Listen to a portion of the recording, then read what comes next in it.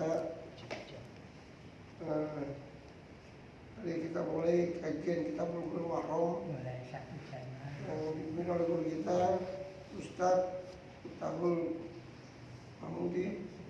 Nasihat dulu.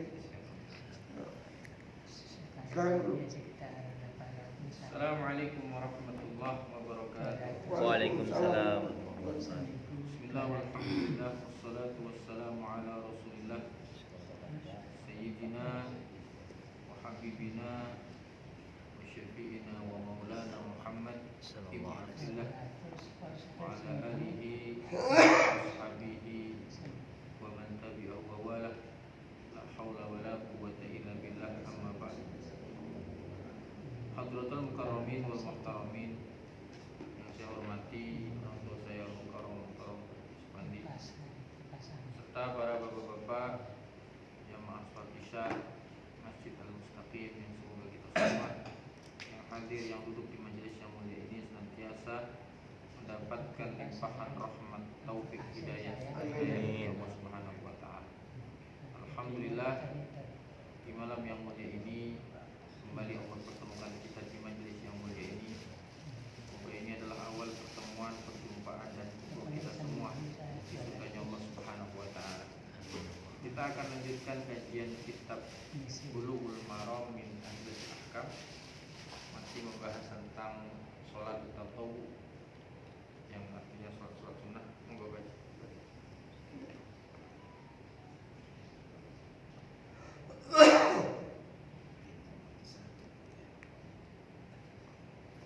Bab 402. Bismillahirrahmanirrahim. Dan daripada ia berkata, adalah Rasulullah SAW salat pada waktu malam 13 rakaat, dan dia witir daripadanya dengan 5 rakaat. Tidak ia duduk melainkan pada akhirnya. Kita bahas. Disebutkan dan dari Sayyidah Aisyah, beliau mengatakan karena Rasulullah sallallahu alaihi wasallam di dalam struktur bahasa Arab atau dalam istilah nahu sorof itu, kalau informasi tentang Rasulullah itu diawali dengan kalimat kana Rasulullah, dan itu menunjukkan bahwa apa yang dilakukan Nabi itu sifatnya mudawamah. Mudawamah itu kontinu, terus menerus. Kalau informasi tentang Nabi itu diawali dengan kana Rasulullah, maka adalah Rasulullah gitu. Itu menandakan bahwa apa yang dilakukan Nabi itu yang disebut oleh perawi itu adalah sesuatu yang sifatnya apa? Kontinu, rutin, terus menerus. Karena Rasulullah SAW yusolli minal laili 13 raka'atan. Adalah Rasulullah SAW itu selalu terus menerus melakukan sholat minal laili, di sebagian malam. Nabi itu sholatnya tidak di seluruh malam, sebagian malam. Salasa asyrata raka'atan, jumlahnya 13 apa? Ini berarti kontinu terus menerus. Setiap malam Nabi Muhammad itu beliau sholat sebanyak 13 rakaat. Yutiru min dzalika bi khamsin. Kalau di sini beliau melakukannya tidak selalu seperti itu. Beliau melakukannya itu berbeda-beda. Yutiru min dzalika bi khamsin. Jadi 13 rakaat itu beliau melakukan witir dengan 5 rakaat satu kali salam. Witirnya 5 rakaat satu kali apa? Tapi tidak selalu begitu. Pernah kan Nabi Muhammad sholat rakaataini summa rakaataini summa rakaataini summa rakaataini summa rakaataini summa rakaataini summa wahidah. Nah, itu sholat 2 rakaat sampai 12 rakaat, kemudian ditutup dengan 1. Pernah juga ditutup 5. La yajlisu fi syait illa fi akhiriha. Ketika beliau mengerjakan 5 rakaat 1 kali salam itu, beliau tahiyatnya tidak melakukan tasyahud awal. Kalau kita sholat maghrib kan ada tahiyat awal, ada tahiyat akhir. Kalau sholat witir mau 3 mau 5 itu tidak ada tahiyat awal, langsung tahiyat akhir. Jadi kalau orang yang ingin melakukan sholat witir 5 rakaat ini namanya wasol. Dalam istilah Imam Syafi'i namanya apa? Wasol. Wasol itu 5 langsung atau 3 langsung. Ada metode lain yang namanya fasol. Fasol itu dipisah. 3 rakaat itu dibikin 2-1. Kalau 5 bikin 2-2-1 atau 2-3, itu namanya fasol. Tapi kalau wasol itu langsung 3 1 kali salam, 5 1 kali salam. Untuk metode yang fasol ini, metode yang 3 rakaat 1 kali salam, 5 rakaat 1 kali salam, ini tidak ada tahiyat kecuali tahiyat akhir. Bagaimana terkait Nabi yang disebutkan oleh Siti Aisyah ini sholatnya 13 rakaat, padahal di hadis sebelumnya itu dikatakan maka Rasulullah yazidu fi Ramadhana wala fi ghairi illa ala 11 rakaat. Maka Rasulullah yazidu lam yakun Rasulullah fi Ramadhana wala fi ghairi. Maka Rasulullah yazidu fi Ramadhana wala fi ghairi. Nabi itu tidak pernah menambah. Maka Rasulullah yazidu, Nabi itu tidak pernah menambah fi Ramadhana, baik di bulan Ramadan wala fi ghairi, ataupun di luar bulan Ramadan, ala 11 rakaatan, melebihi 11 apa? Jadi ada hadis yang menyebutkan Nabi itu sholatnya itu berapa? 11. Tapi di sini disebutkan berapa? 13. Ini bagaimana? Kok kayak kontradiktif gitu. Kayak bertentangan. Padahal perawinya sama-sama Siti Aisyah. Ini yang benar yang mana? Maka dikatakan dua-duanya benar. 13 rakaat ini yang 2 itu bisa jadi ba'diyah isya, bisa jadi qobliyah subuh. Jadi totalnya berapa? 13. Jadi ada riwayat yang mengatakan 13 itu adalah yang 2 rakaat itu adalah ba'diyah isya. Ada yang mengatakan 2 rakaat berikutnya adalah apa? Qobliyah subuh. Yang 2 rakaat itu bisa jadi hitungannya adalah, karena gini, Rasulullah itu witirnya itu mendekati subuh. Bahkan beliau salam itu langsung adzan subuh. Biasanya setelah adzan subuh beliau sholat 2 rakaat lagi. Berarti kan hitungannya berapa? Seakan-akan berapa? 13. Jelas ya? Jadi seperti itu. Intinya yang pasti Rasulullah itu sholat malamnya di luar ba'diyah isya, di luar sholat sunnah fajar atau qobliyah subuh itu berapa? 11. Dan itu dilakukan Nabi gak hanya Ramadan. Kalau kita kan Ramadan doang, itu pun gak full.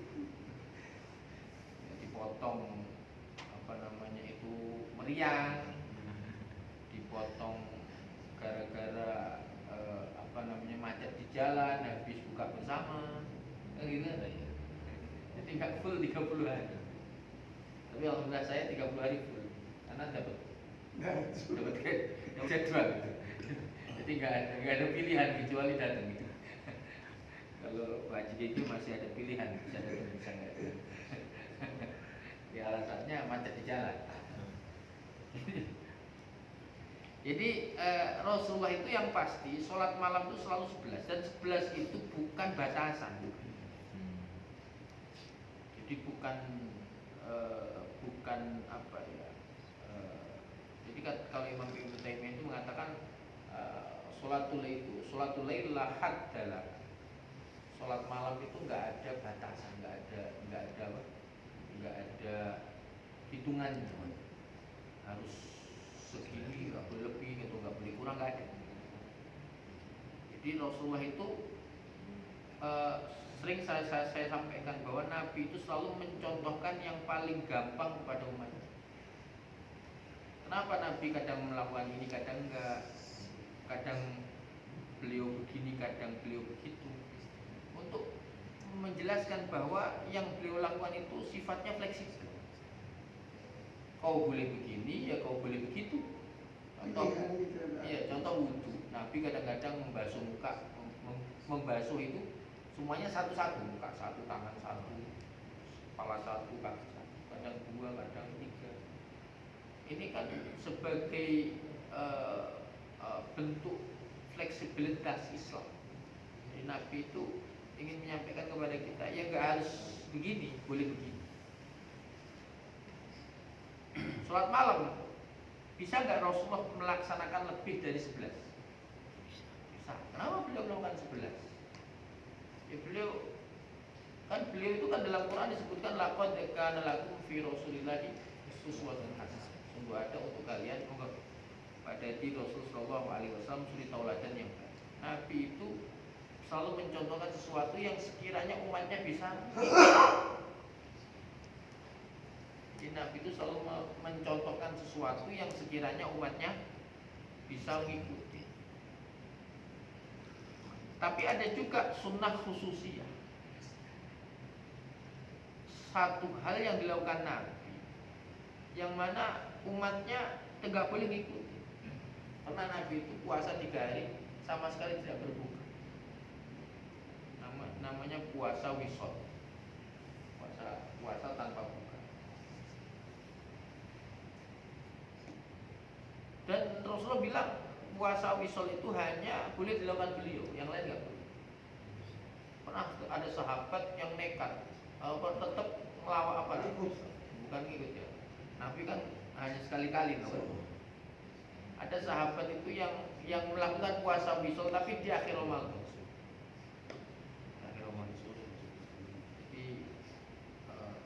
Sampai akhirnya karena mereka dikasih tahu nggak mau, ya udah aku temenin kalian. Jadi Nabi itu ketika para sahabat ada yang puasa wisol, puasa yang nggak berbuka itu, Nabi temenin. Selama 3 hari. Yang buka itu selama 3 hari. Nabi pernah 3 hari. Ada sahabat itu pada waktu buka nggak berbuka. Kenapa nggak berbuka? Saya lanjut. Nabi tahu, ya udah kalau mau gitu tak temenin sampai besok. Untungnya pada hari ketiga Lebaran, Nabi bilang kalau nggak Lebaran aku temenin lagi kan. Cuma kan bedanya Rasulullah masih kuat badannya, para sahabat udah kelaparan.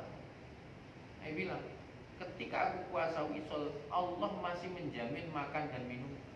Walaupun aku puasa, aku masih diberikan asupan energi.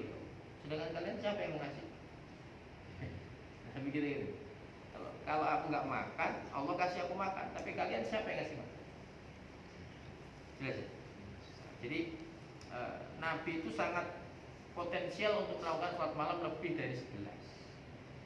Taruhlah 21 atau 31 atau 51, sangat potensial.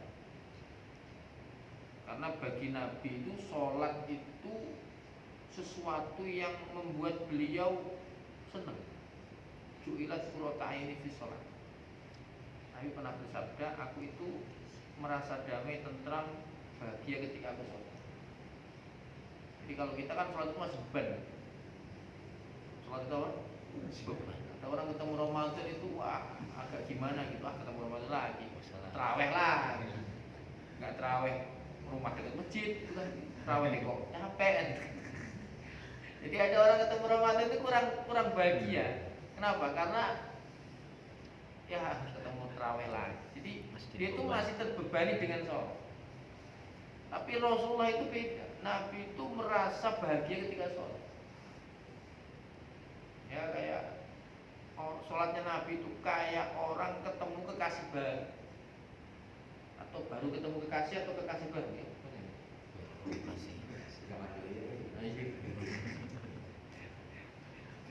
Jadi ketemu kekasih baru dengan ketemu kekasih itu kan beda ya konteksnya. Kalau ketemu kekasih baru, ya kayak orang punya mobil baru, Semangat. sepinginnya muter gitu, nggak terasa, bensin habis banyak nggak terasa mobil baru ini. Rasulullah itu ketika beliau sholat itu beliau menemukan momentum terindah dalam hidupnya. Jadi kalau kita ditanya kapan kita merasakan hidup kita ini benar-benar enak, benar-benar nyaman, benar-benar bahagia, kapan? Di saat apa? Enggak ada ya. Hidupnya susah mulu oleh bagus teman. Sumpah semua. Sebentar. Coba kalau kita ditanya, kira-kira kapan ya, Pak GG kapan? Pak GG itu merasakan hidup itu benar-benar indah. Ketemu anak atau ketemu anak mertua? Ketemu anak kandung sama ketemu anak mertua? Atau kapan? Kalau kita nggak bisa menjawab, berarti menghadapi hidup kita selama ini sumpah terus. Kapan kita itu merasa hidup kita itu damai, tentram, nyaman, pokoknya enak. Nabi bisa jawab, ju'ilat qurrata aini fi shalah. Ketika Nabi ditanya, ya Rasul, kapankah engkau merasakan indahnya hidup di dunia ini? Merasakan ketenangan, kebahagiaan, kedamaian. Nabi langsung jawabnya, enggak lama langsung Nabi jawab, ketika aku sholat. Kayaknya ini kalaupun kita jawab, mulutnya sama hatinya kayaknya enggak sama sih. Mulutnya, ketika aku sholat, hatinya masa iya. Jadi Bapak yang dimuliakan oleh Allah Subhanahu wa taala, Rasul sallallahu alaihi wasallam andai kata beliau sholat lebih dari 11 sangat mau dan sangat beralasan karena beliau itu sangat tenang ketika sholat. Makanya beliau itu selalu mengisi waktu-waktu senggangnya dengan sholat. Lagi naik kuda, sholat beliau. Lagi naik onta, sholat sunnah. Makanya sholat sunnah itu sholat yang fleksibel, nggak ngadep kiblat nggak apa-apa, nggak bisa rukuk sujud sempurna nggak apa-apa, walaupun mobilnya ke arah timur nggak apa-apa, walaupun sambil duduk nggak apa-apa. Sholat sunnah ya. Dan itu dilakukan Rasulullah SAW. Disebut oleh sahabat, Nabi itu sholat sunnah di atas kendaraan menghadap arah di mana kendaraannya itu berjalan. Sehingga di sini diambil kesimpulan untuk sholat sunnah jika kita naik kereta ke arah timur umpamanya atau ke arah Bandung mana? Ke timur juga, ke selatan. Timur selatan. Ya, itu nggak apa-apa, sholat aja tanpa harus menghadap ke kiblat. Kok Nabi itu selalu mengisi waktunya dengan sholat? Ya karena beliau merasakan indahnya hidup itu dalam sholat. Makanya kalau kita ditanya seperti itu, kapan kita itu merasakan hidup itu damai, bahagia, tenang? Kapan? Kayaknya belum bisa jawab kita. Pikir-pikir semua hidup kita sumpek semua ini. Baik, paham ya? Nah, itu secara fikih seperti itu. Moga silakan lanjut.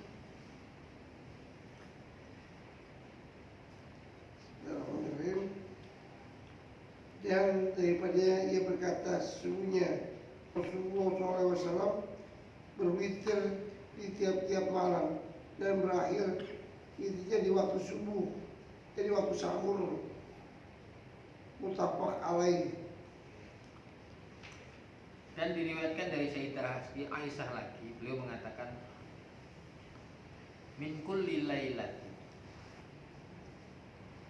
di sebagian malam, di setiap sebagian malam. Qad autara Rasulullah sallallahu alaihi wasallam. Sungguh beliau tuh selalu witir.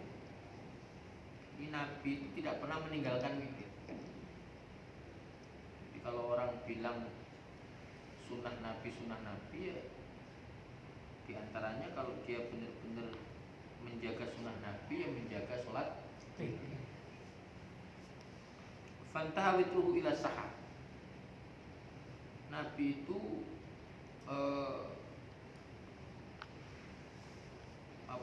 berakhir sholat witirnya sampai berakhir waktu sahur. Artinya ini dijadikan dalil oleh para ulama bahwa sholat witir itu batasannya dari apa sampai kapan? Dari selesai sholat isya sampai masuk waktu subuh. Jadi kita nggak perlu tanya-tanya lagi, ini masih boleh witir atau enggak? Pertanyaannya dibalik lagi, sudah masuk subuh belum? Kalau belum masuk subuh berarti masih bisa witir. Umpamanya subuhnya sekarang jam berapa? 4 lebih 10 ya. 10 ya. 12. Nah, lebih 12.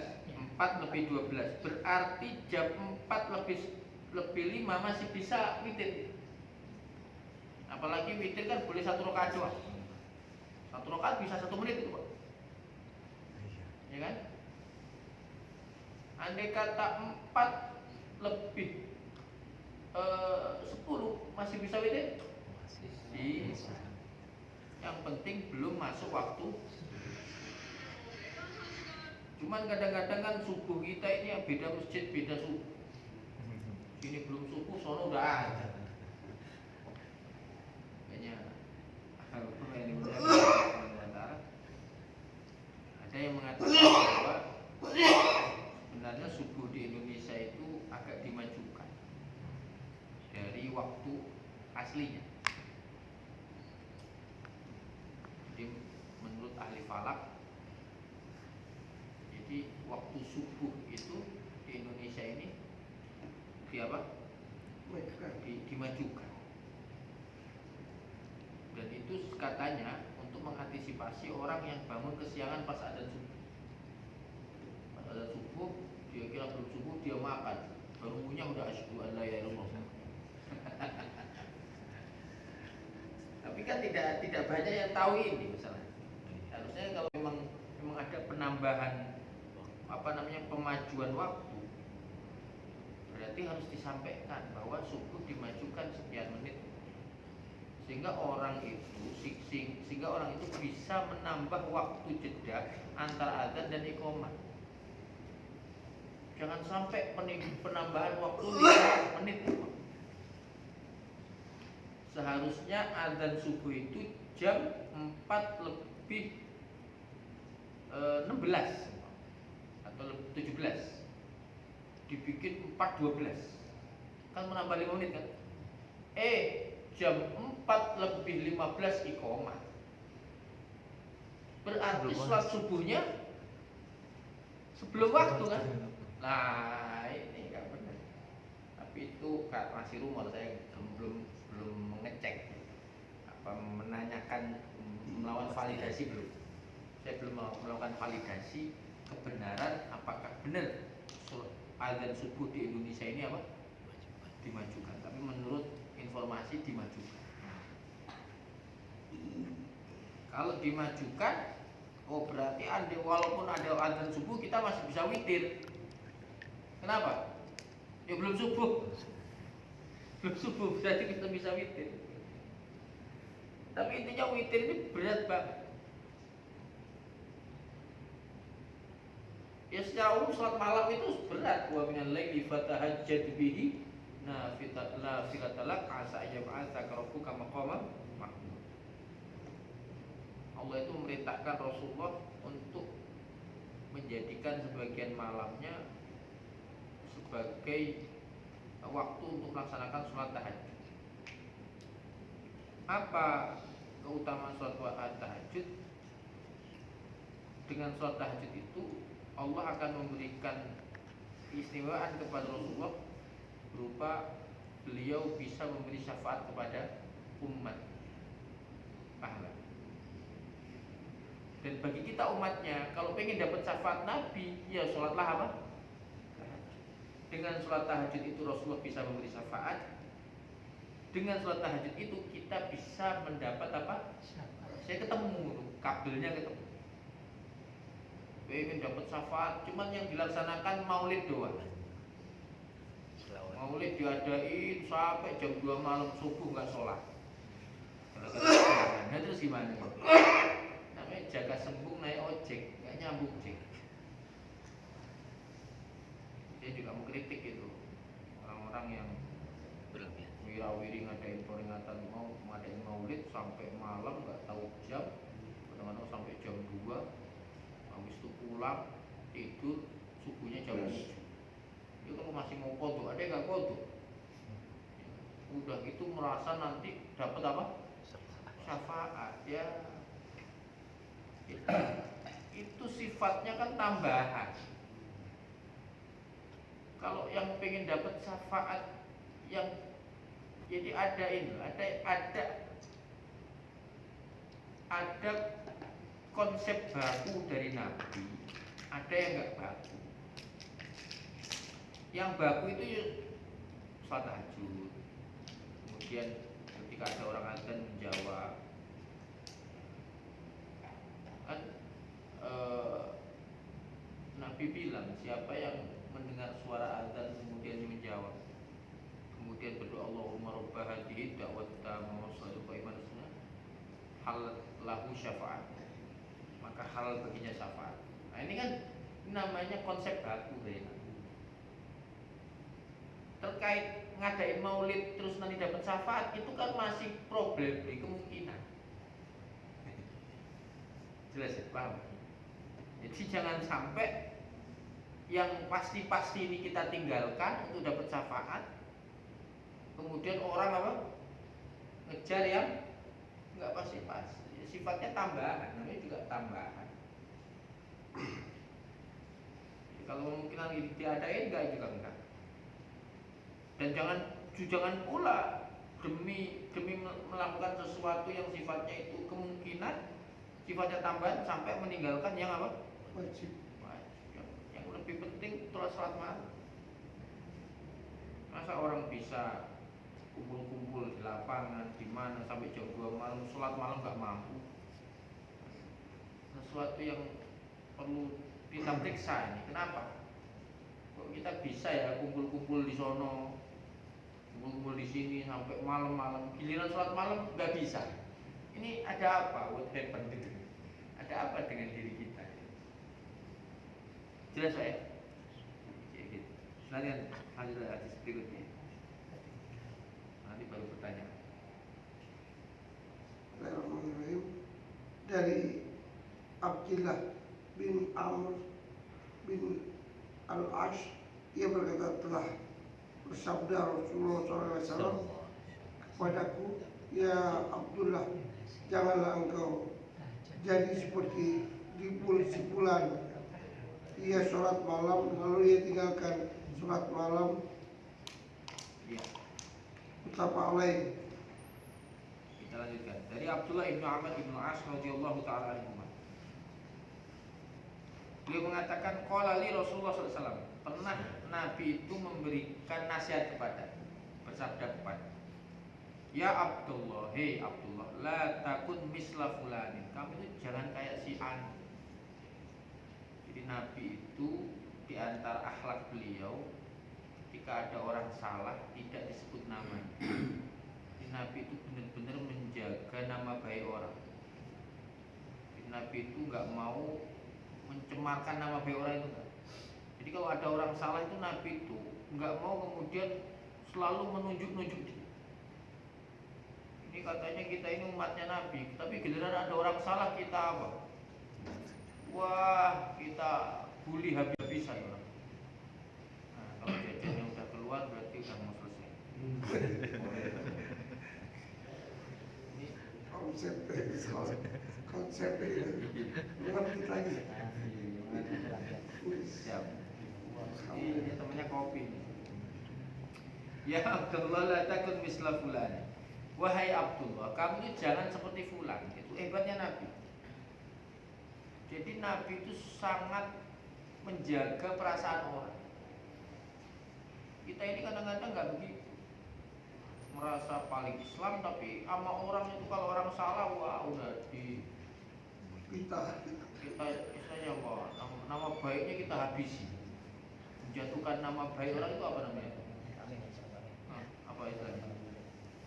Pokoknya membunuh karakter. Sekarang itu kan mau media itu Pak, mau TikTok atau apa, bahkan nggak peduli orang itu mau namanya hancur sehancur-hancurnya, yang penting saya dapat cuan. Sekarang kayak gitu modelnya. Saya nggak tahu itu ajaran siapa. Jadi la takut misla fulanin. Padahal fulan ini ada orangnya, ada namanya. Kan bisa aja, jangan kayak si Amir. Nah. Kan bisa. Langsung jelas orangnya. Tapi Nabi enggak, jangan kayak si Anu. Maka Nabi itu kalau ada orang salah, itu Nabi enggak nyebut namanya. Nabi kata mabalu fulan atau mabalu rojulu. Kok ada orang begini? Jadi Nabi itu kok ada ya orang begini? Kok bisa ya orang begini? Jadi Nabi nggak nyebut namanya. Padahal para sahabat tahu siapa dia, tapi Nabi tidak menyebut nama. Dan itulah etika Rasul Shallallahu Alaihi Wasallam. Sekarang ini kan orang itu bilang lagi seru, lagi viral kalimat al-adab fawqal ilm. Etika itu di atas apa? Ilmu. Tapi yang ngomong itu nggak pakai adab. Itu gimana coba? Dia bilang bahwa etika itu di atas apa? Ilmu. Tapi dirinya melanggar itu. Si Anu telah berbuat begini, padahal jelas dikatakan dalam satu makalah adab lebih tinggi daripada ilmu. Tapi dianya jelek-jelekin orang. Ini kan dia keluar daripada etika. Tapi dia ngomong etika. Makanya orang Indonesia itu aneh. Jadi orang Indonesia itu kayak orang yang melumuri dirinya dengan kotoran, kemudian dia mentertawakan orang yang. Jadi ada orang di kupingnya atau di jidatnya ini ada setitik kotoran. Terus ada orang yang sedang melumuri badannya dengan kotoran, dia ketawa-tawa, dia ada kotoran tuh ya. Jadi, padahal dirinya berlumuran apa? Kotoran. Orang Indonesia itu begitu. Nggak tahu ini kenapa ini bisa begitu. Jadi kayak ada satu istilah begini Pak. Ketika engkau menunjuk orang berbuat buruk, maka yang jatuh jarimu menuju dia, 3 jarimu menuju dirimu sendiri. Ini gitu ya. Jadi ini menarik nih, Rasulullah itu dalam hadis ini. Berarti nunjukin nggak begitu tadi? Bisa caranya gimana? Jadi di dia itu. Jadi tunjuk dia kan ke sini 3, itu 1. Nabi bilang, kamu itu jangan seperti si Anu, si Fulan. Kalau bahasa Arabnya Anu kan Fulan. Kana yakumul lail fatraka qiyamal lail. Fulan itu kan kalau di kita jadi pukulan. Kalau ada orang mati nggak ketahuan binnya siapa, bin apa? Fulan. Itu dari bahasa Arab Fulan. Ya tahu karena mungkin itu ketemu orang Sunda jadi P, jadi F, jadi apa? Jadi Fulan. Kalau ketemu orang Jawa kan K jadi K. Abdul Hamid jadi Abdul Kamil. Ujung-ujungnya panggilnya Abdul Kemit.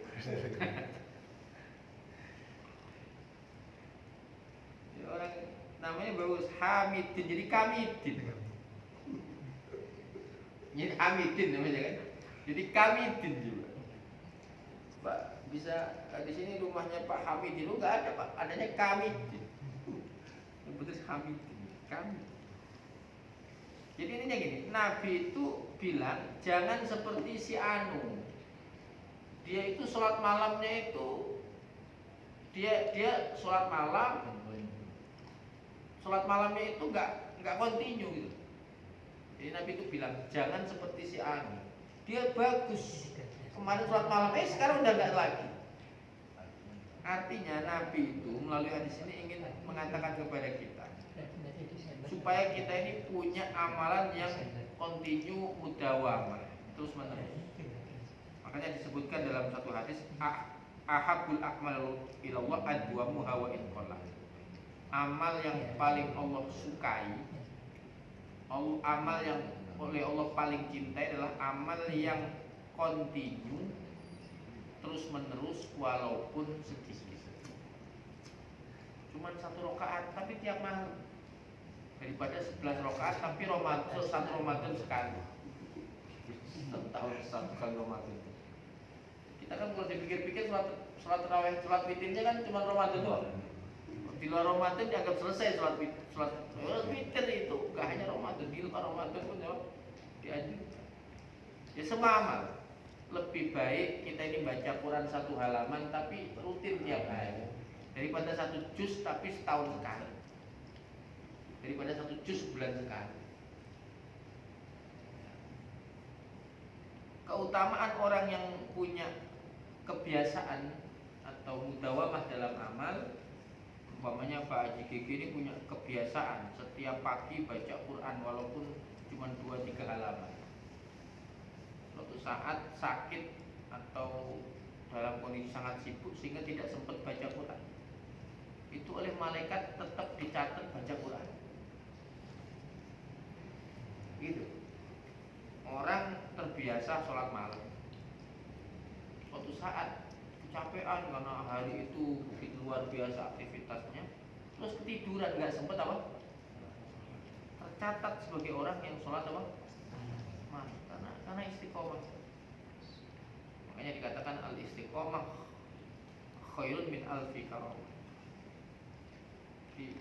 Istiqomah itu lebih baik daripada 1000 karamah. Jika para ulama mengatakan kalau kalian melihat ada orang bisa jalan di atas air atau terbang di udara, gak usah heran, itu sesuatu yang kecil gitu. Heranlah kalau ada orang yang dalam kondisi apapun dia menjaga amalnya walaupun sedikit. Tiap malam dijaga sholat malam, tiap hari dijaga rutin baca Quran, tiap hari dijaga rutin baca zikir. Ini yang kita ini disuruh untuk apa? Kagum. Jangan kagum sama orang yang bisa berjalan di atas air, terbang di atas udara, itu bukan hal yang mengherankan. Tapi kan kita tetap aja seperti itu, kagumnya sama yang bisa terbang. Yang harus kita kagumi dan kita itu kepingin adalah ada orang yang istiqomah dalam melakukan amal, walaupun amal itu sepele, walaupun amal itu kecil. Setiap pagi dia ngeluarin uang 5.000 rupiah masuk ke kota amal. Tiap hari dia keluar duit 5.000 rupiah diberikan kepada orang miskin. Nah, ini yang harus kita kagum. Kok bisa ada orang yang punya rutinitas kebaikan yang dilakukan oleh dia secara kontinu? Itu makanya dikatakan ada satu kaidah yang berbunyi bahwa itu al istiqomah khairun min alfi karam. Orang yang istiqomah, yang kontinu di dalam melakukan amal, itu lebih baik, lebih utama, lebih mengagumkan dibanding orang yang punya 1000 harum. Karomah itu adalah kelebihan yang diberikan oleh Allah untuk para wali, para kasih Allah. Jelas ya? Gak ada pertanyaan apa ya? Cukup ya? Paham? Ya gitulah. Apa namanya itu kesimpulannya? Semoga bermanfaat. Ya, semoga kajian ini tidak hanya menjadi hal yang sifatnya diskusi doang, tapi benar-benar kita bisa ambil poinnya dan kita bisa amalkan. Poinnya apa? Melalui hadis di sini kita mendapatkan informasi betapa Nabi Muhammad itu selalu menjaga sholat witir atau sholat malam. Dan sholat malam itu kalau kita merujuk kepada penjelasan para ulama, di antara dawaul qalbi, di antara obat hati, di antara pelipur apa orang kalau sedih, galau, hatinya gundah gulana, nggak tenang, maka di antara solusinya adalah sholat malam.